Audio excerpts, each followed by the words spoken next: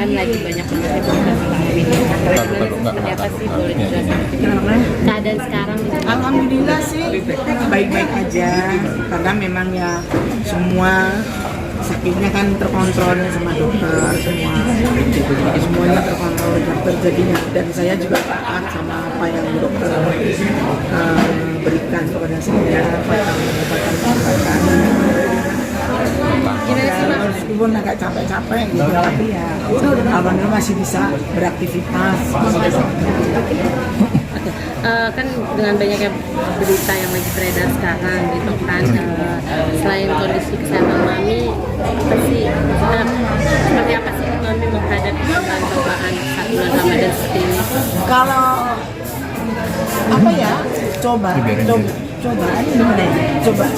Cobaan itu sebenarnya gini loh, berita ini sebenarnya udah lama ya, tentang yang dibilang asetnya habis itu udah 2019. Iya, saya akui memang saat itu saya lagi kena masalah, kena kasus sama suami saya, 9 bulan saya dibayar sama suami saya dengan tidak ada pemasukan sama sekali, dan saya kan hidup terus berjalan. Saya hidup nggak sendiri, saya ini bicara real bahwa saya ini tulang punggung keluarga yang begitu banyak, keluarga yang harus saya hidupi.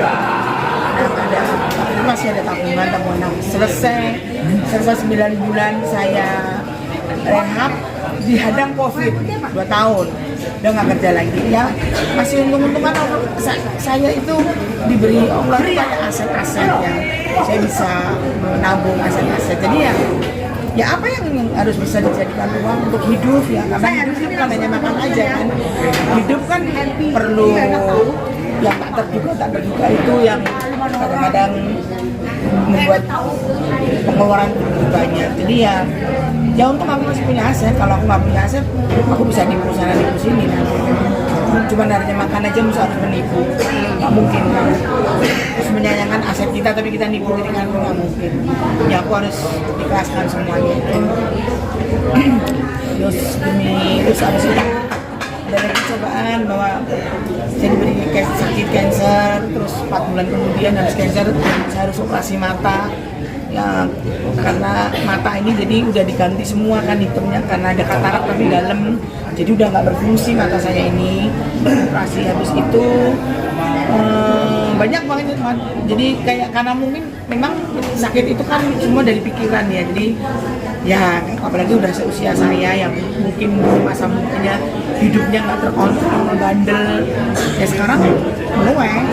Tapi Mami ada penyesalan nggak sih? Maksudnya dulu kan dari muda, dari kecil sudah mencari rezeki ya kan, menghidupi saudara katanya, dan sekarang malah di masa tua menjadi seperti ini. Saya tidak pernah menyesal Mas, karena dari 7 bersaudara saya itu memang saya yang diberi talenta sama Allah, yang diberi rezeki berlebihan sama Allah. Dari yang 6 itu memang pada saat itu memang membutuhkan pertolongan saya, dan dalam Islam itu kan yang wajib ditolong itu kan saudara dulu ya, kalau diikutin ya, baru ke orang lain. Ya meskipun banyak sih orang lain yang saya bantu juga, tapi ya saya sering, cuman mungkin caranya saya keliru ya, waktu itu terlena bahwa hidup saya ini dikejar duit gitu, bukan saya ngejar duit gitu loh. Jadi ya saya pengen bahagia saya itu kalau bisa membahagiakan keluarga saya. Saya pernah diingatkan terus sama teman-teman saya Sri Mulat, karena Sri Mulat itu nggak usah saya ceritain, udah tahu banget dapur saya. Saya kecil, gede, dewasa sampai tua itu di tengah-tengah mereka. Kayak Mas Tarsan, sering menasihatin saya bahwa bagus kamu jadi tulang punggung keluarga, hebat, mereka salut semua dengan saya. Cuman cara kamu salah, kita kan nggak tahu rezeki mau jodoh itu kan rahasia Tuhan yang kita nggak tahu. Cuman nanti masa tua kamu yang akan merasakan. Kalau cara kamu dibilang itu caranya gimana? Beri dia kaya, jangan diberi umat terus. Kalau gitu aku juga udah berusaha ngasih kaya, tapi ya akhirnya mungkin nggak berjalan, mungkin tidak pas sasaran ya gitu.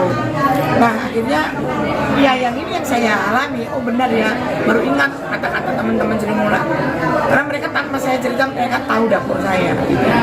Jadi ya udah, kalau aku menyesal enggak, Kecewa pernah aku kecewa ya pasti ya. Pada saat aku dulu pernah ngeblok semua keluarga cuman hanya karena mungkin aku seorang ibu di Indonesia di dunia pun itu kepingin banget kalau bisa sama anak itu ditanya kabar, ditanya kesehatan itu mungkin udah yang aduh suatu kebahagiaan itu yang gak pernah aku dapat tadinya. Dan akhirnya dengan aku ngeblok itu mereka sadar ya udah Allah aja selalu apa namanya maksudnya saya sebagai manusia nggak harus maaf ya mbak nggak memaafkan apalagi saudara saya sendiri, orang lain aja saya maafkan kok gitu. Ya udah sekarang mereka udah mulai ya nanya kesehatan ya meskipun belum semua ya tapi paling nggak anak itu cucu udah sehat udah makan belum lagi apa itu udah bahagia banget, itu kayak obat banget buat saya. Tapi gimana sih anak-anak keluarga melihat Mbak Nunung sekarang tinggal di kosan gitu misalnya, suami seperti apa nih? Ya itu kan kemauan saya, bukan kemauan anak-anak saya.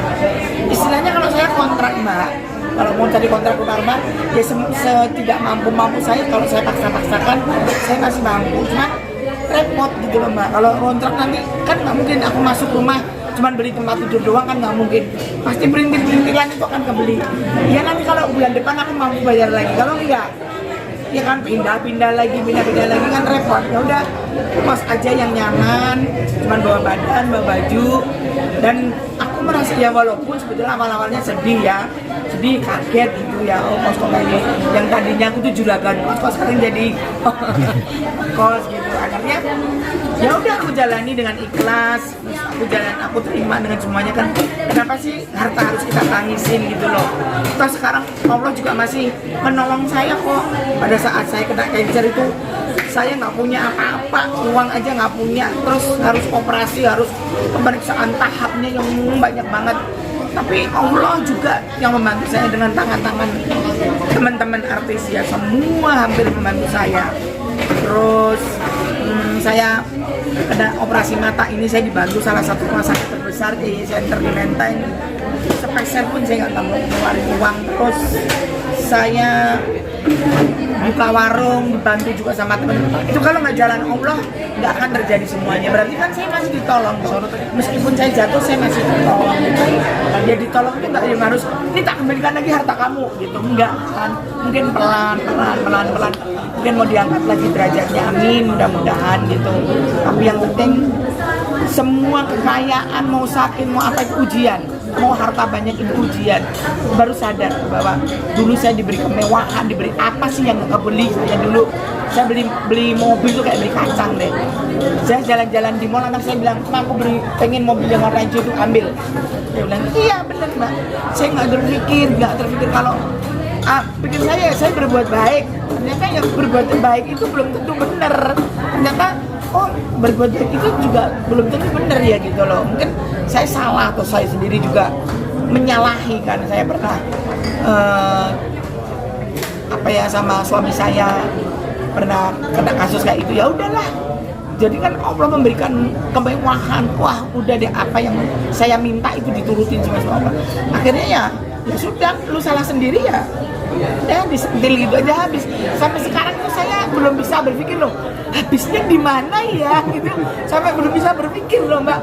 Segitu banyak aset saya loh mbak. Ada villa, kos-kosan itu ada 2, berapa puluh pintu ada 2. Terus rumah belum, sawah belum. Habisnya di mana? Tapi ya sudah nggak apa-apa. Yang penting sekarang itu paling paling utama saya cuma minta kesehatan. Karena saya diberi sehat, saya masih bisa beraktivitas. Karena sehat itu mahal sekali. Yang paling menguatkan Mami sendiri? Hidup kan terus berjalan, berputar. Ini merupakan titik terendah nggak sih buat Mami? Atau apa sih yang bikin Mami kuat? Kalau titik terendah sebetulnya udah 5 tahun yang lalu Mbak, saya ditinggal ibu saya. Ibu saya itu mendengar saya kena kasus sakit sampai tidak sakit berkepanjangan sampai tidak ada, itu saya itu benar-benar yang sampai sekarang belum bisa memaafkan diri saya sendiri. Sampai sekarang udah hampir 5 tahun saya belum berani ziarah ke makam ibu saya.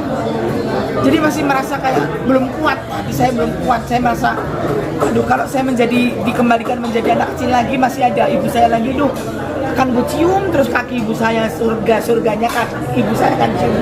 Cuman ya semua udah takdir, udah dijalanin ya. Tinggal sekarang apa yang bisa saya lakukan ya, doa saya selalu saya kirimkan doa buat ibu saya, ayah saya, anak saya, semuanya.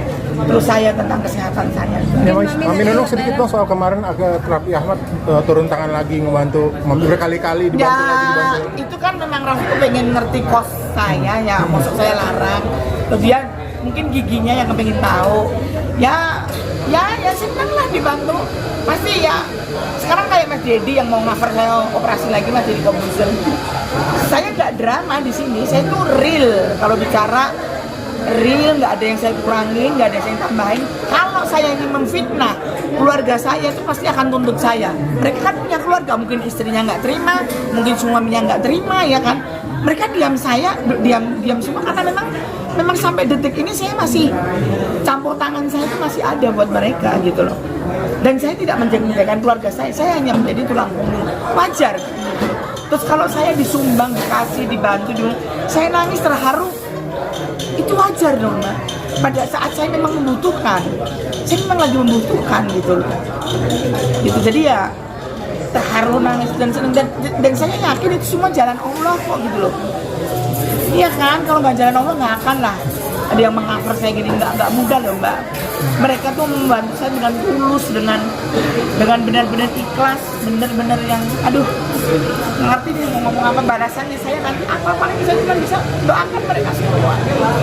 Dari yang nyumbang mau bentuk finansial, mau yang support, yang doa saya doakan. Cuma saya hanya bisa membalas sekarang dengan doa. Semoga mereka semua diberi kesehatan, rezeki lancar, bahagia dunia akhirat. Sahabat-sahabat sekarang perhatian banget nih. Iya. Termasuk Kang Sule, katanya ingin memberikan rumah. Iya, Gimana? banyak Mbak sekarang ini banyak. Ini Mas Pablo sama Mbak Rai juga nawarin dulu tinggal disentuh gini ya Mbak, saya pikir dulu Jedar juga nawarin tempatnya kan, dan dia punya rumah di epicentrum di situ, udah pakai aja Mami, udah nggak usah mikir apa-apa. Tapi kan saya kan juga nggak iya semua. Saya terima kasih perhatiannya tuh, terima kasih banget gitu. Nanti ya habis lebaran ya coba ya saya itu dulu, ini aku masih fokus kerja dulu. Ramadan ini alhamdulillah kan banyak banget pekerjaan. Gimana Mami? Mami kan sebentar lagi mau lebaran ya kan. Tadi kan Mami sempat bilang sampai ke ziarah, Mami aja Mami berani gitu. Nah, apakah tahun ini rencana ada mau pulang Insya Allah. ke ziarah Mami seperti apa nih Mami? Karena suami kan sebelum puasa kemarin sebenarnya mau diajak nyadran kan, ayo aku sendiri belum siap ya, nanti lebaran ya janji ya, lebaran ke ziarah ke makam ibu ya, dan insya Allah ya. Berarti Insya lebaran, Allah, lebaran akan di kampung, Ban. Iya, saya setiap lebaran pulang kampung. Biasanya seperti Kapan apa sih berangkat? tradisi lebaran di kampung gitu? Ya biasa Mbak, sholat id, habis sholat id maaf-maafan, terus makan-makan. Ya mereka pada ziarah tadinya ya, terus aku sih belum berani, aku kan di rumah gitu. Masih kayak belum bisa memaafkan saya, jadi masih ada rasa takut. Rasa gimana, ya bisanya lagi bisa mendoakan aja. Tapi insya Allah lebaran nanti saya udah bisa siap mental saya untuk ziarah. Saya kangen banget. Berarti nanti lebaran ini termasuk lebaran spesial ya. Mami akan mencurahkan semua ke makam. Insya Allah. Apa sih yang nanti ketika di makam Mami pengen sampaikan, mungkin isi hati Mami Ya selama pastinya ini? maaf ya, karena mungkin bisa dibilang terlambat pada saat ibu saya sakit, saya nggak bisa ngerawat saya karena di dalam sampai nggak ada, saya cuma bisa nengok sebentar di pemakaman terus pulang, nggak bisa nginep. Jadi terbatas banget waktunya. Saya yakin ibu saya tuh mungkin kecewa tapi nggak terungkap ya pada saat ketemu saya, ya senyum-senyum. Aku bilang, Bu, aku nggak di penjara kok Bu, aku kuliah, aku bilang gitu. Terus ibu saya tahu kalau nggak percaya gitu, terus ya lagi biar pinter dia gitu. Terus akhirnya kayak suami saya bilang, ibu kamu udah bahagia, kamu tiap hari sholat mendoakan ibu kamu tuh, ibu kamu udah bisa tersenyum di sana. Ya walaupun meskipun mungkin ibu kamu sekarang sedih lihat kondisi kamu sakit ini yang harus berobat terus gitu.